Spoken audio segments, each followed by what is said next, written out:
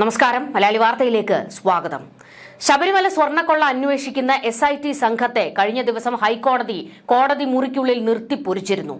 എന്തുകൊണ്ട് ഉന്നതരിലേക്ക് അന്വേഷണം നീളുന്നില്ല, അവരെ ചോദ്യം ചെയ്യുന്നില്ല, അറസ്റ്റ് ചെയ്യുന്നില്ല എന്ന് കലിപ്പിച്ച് ചോദിക്കുകയായിരുന്നു ഹൈക്കോടതി. ഇതിന് നിമിഷങ്ങൾക്കകം തന്നെ 2 അറസ്റ്റ് SIT നടത്തി. സ്മാർട്ട് ക്രിയേഷൻസ് CEO പങ്കജ് ഭണ്ഡാരിയെയും ബെല്ലാരിയിലെ ജ്വല്ലറി ഉടമ ഗോവർദ്ധനെയും തൂക്കിയെടുത്തു. ഹൈക്കോടതി ഇടപെട്ടതുകൊണ്ടാണ് ഈ 2 പേരുടെയും അറസ്റ്റ് നടന്നതെന്ന് കേരളം കൈയടിച്ചു. എന്നാൽ ഇതിന് പിന്നിൽ ചില കളികൾ നടന്നിട്ടുണ്ട്. എന്തിനായിരുന്നു തിടുക്കപ്പെട്ട് പങ്കജ് ഭണ്ഡാരിയെയും ഗോവർദ്ധനെയും അറസ്റ്റ് ചെയ്തത്? പോറ്റിയെ അറസ്റ്റ് ചെയ്തതിന്റെ തൊട്ടടുത്ത നിമിഷം നടക്കേണ്ട അറസ്റ്റുകളായിരുന്നു ഈ 2 പേരുടെയും. എന്നാൽ അവരെ 2 പേരെയും തൊടാതെ മാറ്റി നിർത്തിയിരിക്കുകയായിരുന്നു SIT സംഘം. ഇതിനൊരു കാരണമുണ്ട്. കഴിഞ്ഞ ദിവസം തിടുക്കപ്പെട്ട് ഇവരെ അറസ്റ്റ് ചെയ്തതിനും ഒരു കാരണമുണ്ട്. അതെന്താണെന്നല്ലേ? അതിന്റെ കൂടുതൽ വിശദാംശങ്ങൾ നമുക്കൊന്ന് പരിശോധിക്കാം. ഹൈക്കോടതി SITയെ നിർത്തിപ്പൊരിക്കുന്നതിന് മണിക്കൂറുകൾക്ക് മുൻപ് കൊല്ലത്തെ വിജിലൻസ് കോടതിയിൽ ഒരു നീക്കം നടന്നിരുന്നു. അതായത് നിർണായകമായിട്ടുള്ള ഒരു നീക്കം. സ്വർണ്ണക്കൊള്ള അന്വേഷിക്കാൻ എൻഫോഴ്സ്മെന്റ് ഡയറക്ടറേറ്റിന് അനുമതി കൊടുത്തുകൊണ്ടായിരുന്നു കൊല്ലം വിജിലൻസ് കോടതി ഉത്തരവിട്ടത്.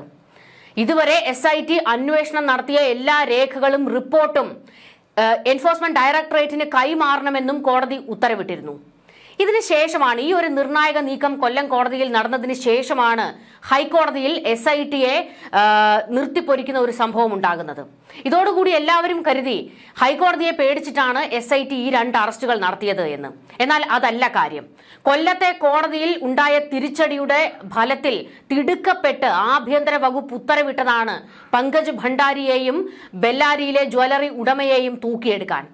അതായത് പിണറായി ഉത്തരവിട്ടതാണെന്ന്. കാരണം EDയുടെ കൈകളിലേക്ക് പങ്കജ് ഭണ്ഡാരിയും ബെല്ലാരിയിലെ ജ്വല്ലറി ഉടമ ഗോവർദ്ധനും എത്തരുത്.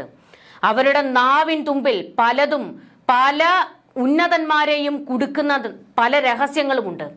അതൊന്നും എൻഫോഴ്സ്മെന്റ് ഡയറക്ടറേറ്റിന്റെ പക്കലേക്ക് എത്താതിരിക്കാനുള്ള കൃത്യമായ കളിയാണ് SIT അന്നേ ദിവസം നടത്തിയത്. ഇത് ഹൈക്കോടതിക്ക് ബോധ്യപ്പെട്ടില്ല എന്നാണോ?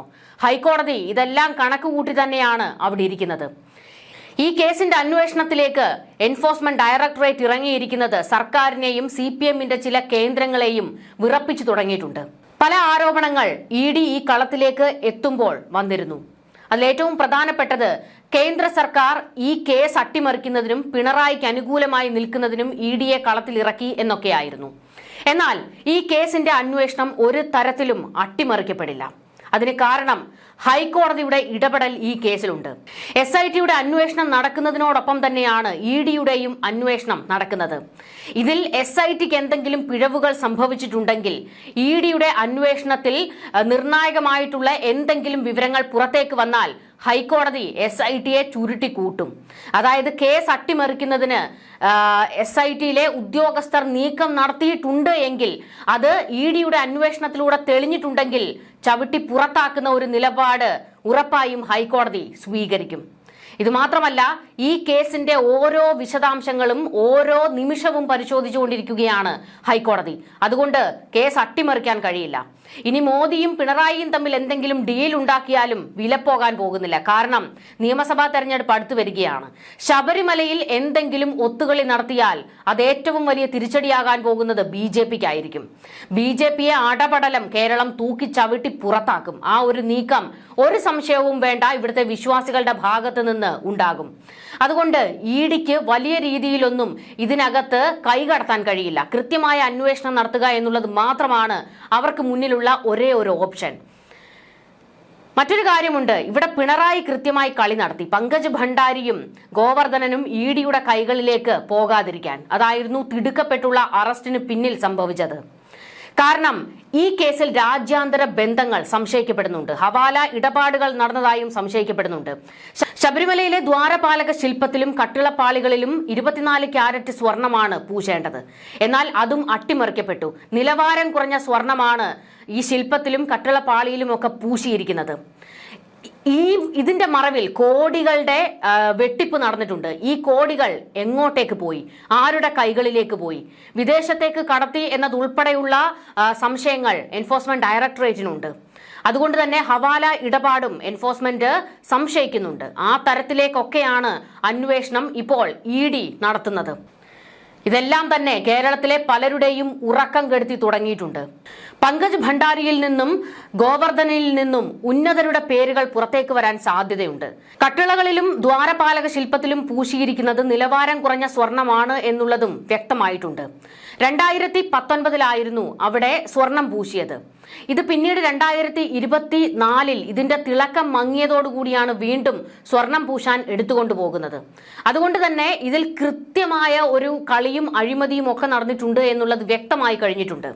ഇതിന് പിന്നിൽ പ്രവർത്തിച്ചവർ ആരൊക്കെയാണ്, അവരുടെയൊക്കെ കൈകളിലേക്ക് എത്ര കോടികൾ വെച്ച് എത്തി, ഇതിന്റെ എല്ലാം അന്വേഷണം ED നടത്തും. ഇതുകൂടാതെ മറ്റൊരു പ്രധാനപ്പെട്ട വിഷയമുണ്ട്. ഇതിൽ ഹവാല ഇടപാടുകൾ സംശയിക്കപ്പെടുമ്പോൾ ഹവാല ഇടപാടുകളിൽ രാഷ്ട്രീയക്കാർക്ക് ബന്ധമുണ്ടോ എന്നുള്ളതും ഏറ്റവും പ്രധാനപ്പെട്ട സംശയമാണ്. നമുക്കറിയാം, ഇതിൽ ഏറ്റവും നിർണായകമായ ഒരു അറസ്റ്റ് പത്മകുമാറിൻ്റെതായിരുന്നു. പത്മകുമാർ ദേവസ്വം പ്രസിഡന്റ് എന്നതിനപ്പുറത്തേക്ക് CPM-ന്റെ ശക്തനായ ഒരു നേതാവായിരുന്നു. അതുകൊണ്ട് തന്നെ ഇതിൽ രാഷ്ട്രീയ ഇടപെടലുകൾ ഉണ്ടായിട്ടുണ്ട് എന്നുള്ളതും ED സംശയിക്കുന്നുണ്ട്. ഇതെല്ലാം തന്നെ വലിയ തിരിച്ചടിയാണ്. ഗോവർദ്ധന്റെയും പങ്കജ് ഭണ്ഡാരിയുടെയും വായിൽ നിന്ന് പല പേരുകൾ പുറത്തു വരും. ഇത് സർക്കാരിനെയും CPM-ന്റെയും ആണിക്കല്ല് പറിക്കുന്നതായിരിക്കും. അതുകൊണ്ട് തന്നെയാണ് ഇരുവരും ED-യുടെ കൈകളിലേക്ക് എത്താതിരിക്കാൻ എത്രയും പെട്ടെന്ന് അറസ്റ്റ് രേഖപ്പെടുത്തിയത്. ഞാൻ മുൻപ് പറഞ്ഞല്ലോ, പോറ്റിയെ അറസ്റ്റ് ചെയ്തതിന് ശേഷം അറസ്റ്റ് ചെയ്യേണ്ട 2 പേരായിരുന്നു പങ്കജ് ഭണ്ഡാരിയും ഗോവർദ്ധനനും. എന്നാൽ അവരെ സേഫ് സോണിൽ നിർത്തുകയായിരുന്നു SIT ചെയ്തത്. SIT അവരെ ചോദ്യം ചെയ്യലിന് വിളിപ്പിച്ച് വിട്ടയക്കുകയായിരുന്നു. അന്ന് SIT മാധ്യമങ്ങളോട് പ്രതികരിച്ച ഒരു കാര്യമുണ്ട്. അതായത് അവർക്ക് സ്വർണം, ഒരു ജ്വല്ലറി ഉടമയിലേക്ക് ഉണ്ണികൃഷ്ണൻ പോറ്റി സ്വർണം കൊണ്ട് കൊടുക്കുന്നു, അയാൾ അത് സ്വർണം പൂശി കൊടുക്കുന്നു, അത് മാത്രമാണ് ഗോവർദ്ധനൻ ചെയ്തിരിക്കുന്നത് എന്നൊക്കെ പറഞ്ഞ് ഗോവർദ്ധനന്റെ റോളും അങ്ങ് നിസാരവൽക്കരിക്കുകയായിരുന്നു SIT. പക്ഷെ അതല്ല, ഗോവർദ്ധനനും പങ്കജ് ഭണ്ഡാരിക്കുമൊക്കെ ഈ കൊള്ളയിൽ വലിയ പങ്കാണുള്ളത്. രാജ്യാന്തര ബന്ധങ്ങളിലേക്ക് നീളുന്നത് ഇവരിലൂടെയാണ് എന്നുള്ള സംശയവും എൻഫോഴ്സ്മെന്റ് ഡയറക്ടറേറ്റിനുണ്ട്. അതുകൊണ്ട് തന്നെ SIT എവിടെ കൊണ്ടുപോയി അവരെ ഒളിപ്പിച്ചാലും തൂക്കുക തന്നെ ചെയ്യും ED അവരെ കസ്റ്റഡിയിലെടുത്ത് ചോദ്യം ചെയ്യുന്ന നീക്കത്തിലേക്കൊക്കെ കടക്കും. അതിനെ തടയാൻ SITക്ക് കഴിയുകയുമില്ല. കോടതി ഉത്തരവിന്റെ അടിസ്ഥാനത്തിലാണ് എൻഫോഴ്സ്മെന്റ് ഡയറക്ടറേറ്റും അന്വേഷണം നടത്തുന്നത്. അതുകൊണ്ട് തന്നെ ഈ അന്വേഷണത്തിലൊന്നും തടയിടാനോ വെള്ളം ചേർക്കാനോ SITക്ക് കഴിയില്ല. SITക്ക് മുൻപിൽ പലതും വെട്ടിത്തുറന്ന് പറഞ്ഞു കഴിഞ്ഞിട്ടുണ്ട് പങ്കജ് ഭണ്ഡാരിയും ഗോവർദ്ധനനും. ഇതോടുകൂടി SITക്കും കിളി പറന്ന് നിൽക്കുകയാണ്. ഇനി എന്ത് ചെയ്യണം, ഹൈക്കോടതി പറയുന്നതനുസരിച്ച് മുൻപോട്ട് പോകുകയല്ലാതെ മറ്റ് നിവർത്തിയില്ല എന്നുള്ളത്. എൻഫോഴ്സ്മെന്റ് ഡയറക്ടറേറ്റ് കളത്തിൽ ഇറങ്ങിയതോടെ ഉന്നത ഉദ്യോഗസ്ഥരും ഇടനിലക്കാരുമെല്ലാം കടുത്ത ആശങ്കയിലാണ്. കേസ് ഫയലുകൾ കൈമാറാൻ കൊല്ലം വിജിലൻസ് കോടതി ഉത്തരവിട്ടതിന് പിന്നാലെ കൊച്ചിയിലെ ED ആസ്ഥാനത്ത് അന്വേഷണ ഉദ്യോഗസ്ഥരുടെ നിർണായക യോഗം ചേർന്നിരുന്നു. സ്വർണ്ണപ്പാളികൾ മോഷ്ടിച്ച് പകരം ചെമ്പുപാളികൾ വെച്ചതിലൂടെ ലഭിച്ച കോടിക്കണക്കിന് രൂപ എങ്ങോട്ടേക്കൊഴുകി എന്നതിലാണ് ED പ്രധാനമായും ശ്രദ്ധ കേന്ദ്രീകരിക്കുന്നത്. EDയുടെ അന്വേഷണം ഈ പറയുന്ന വാസുവിനെയും പപ്പനെയും ഒക്കെ വിറളി പിടിപ്പിക്കുന്നുണ്ട്. ഇവരുടെ സാമ്പത്തിക സ്രോതസ്സുകളെല്ലാം ED അന്വേഷിക്കുന്നുണ്ട്. അനധികൃത സമ്പാദ്യങ്ങൾ കണ്ടാൽ അതുടനെ കണ്ടുകെട്ടുന്ന നീക്കത്തിലേക്കും എൻഫോഴ്സ്മെന്റ് ഡയറക്ടറേറ്റ് കടക്കും. കട്ടതെല്ലാം കൈവിട്ടു പോകുകയാണോ എന്ന് സെല്ലിൽ കിടന്ന് നിലവിളിക്കുകയാണ് ഇക്കൂട്ടരെല്ലാം. ശബരിമലയിലെ സ്വർണം കട്ടതിന്റെ പണം ഹവാല ഇടപാടുകളിലൂടെ വിദേശത്തേക്കോ മറ്റ് സംസ്ഥാനങ്ങളിലേക്കോ കടത്തിയിട്ടുണ്ടോ എന്ന് പരിശോധിക്കാനും ED ഇപ്പോൾ നീക്കം തുടങ്ങിയിട്ടുണ്ട്. ഇത് പരിശോധിക്കാൻ പ്രത്യേക സാമ്പത്തിക വിദഗ്ധരുടെ സഹായം ഉൾപ്പെടെ ED തേടിയിട്ടുണ്ട്. സ്വർണ്ണക്കൊള്ളയിൽ ഉൾപ്പെട്ട എല്ലാവരുടെയും സാമ്പത്തിക സ്രോതസ്സുകളും കഴിഞ്ഞ 5 വർഷത്തെ ബാങ്ക് ഇടപാടുകളും ED പരിശോധിക്കും.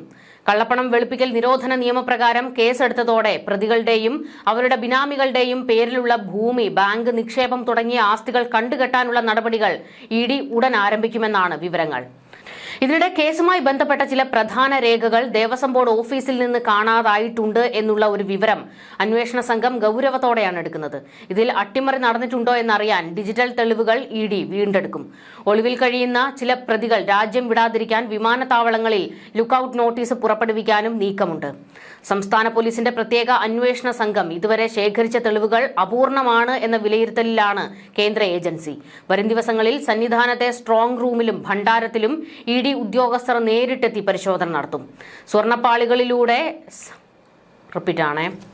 സ്വർണ്ണപ്പാളികളുടെ സാമ്പിളും പരിശോധിക്കും. സ്വർണ്ണപ്പാളികൾ ഉരുക്കി വിറ്റതിലൂടെ ലഭിച്ച പണം രാഷ്ട്രീയ ഉദ്യോഗസ്ഥ തലത്തിലുള്ള ഉന്നതർക്ക് വീതം വെച്ച് നൽകിയിട്ടുണ്ട് എന്ന നിഗമനത്തിലാണ് കേന്ദ്ര ഏജൻസി ഉള്ളത്. എന്തായാലും ED കളത്തിലേക്ക് ഇറങ്ങിയിരിക്കുന്നത് പലരുടെയും നാശത്തിന് തന്നെയാണ്. ന്യൂസ് ഡെസ്ക് മലയാളി വാർത്ത.